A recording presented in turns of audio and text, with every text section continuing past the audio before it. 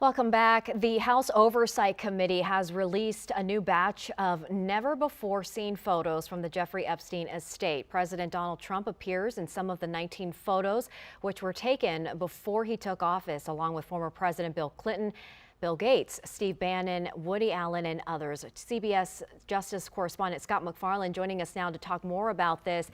Scott, obviously some heavy hitters in that lineup there. House Oversight Committee releasing these images. Why now? It's the Democrats on the House Oversight Committee releasing that small set of photos. They have been trying to press the Department of Justice to ensure they release the entirety of the Epstein case files as required under federal law by 1 week from today, December 19th. Those images show that Jeffrey Epstein was in some pretty powerful political circles many years ago, side by side with Donald Trump, then a private citizen, with former President Bill Clinton, with Steve Bannon.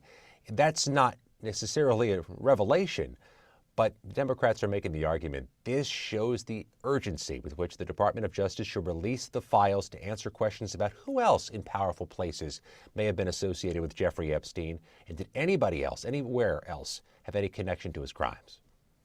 Scott, these photos don't show wrongdoing, but Democrats say they highlight the need for transparency. What's the likelihood the Justice Department meets that December 19th deadline, and what happens if they don't?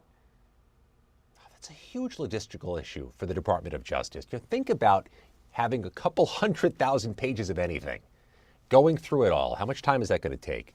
Redacting things that are sensitive. How much time is that going to take? And also making it searchable for the public. All of that is required under the newly signed federal law. All of that has to happen within 7 days. Seems to be a tall order.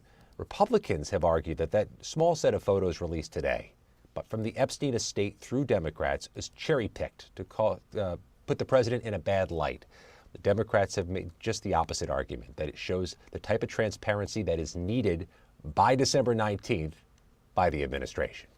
And Scott, if the Justice Department does release tens of thousands of pages of the Epstein files, what kind of information could we expect and who might be implicated?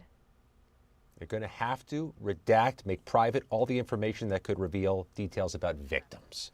That's critical. It's also required under the law. We also know that's a possible thing inside the records because 3 different federal judges, 2 in New York, 1 in Florida, have taken the very provocative step of unsealing grand jury materials, investigative materials. Usually those are kept confidential in perpetuity because of this new law.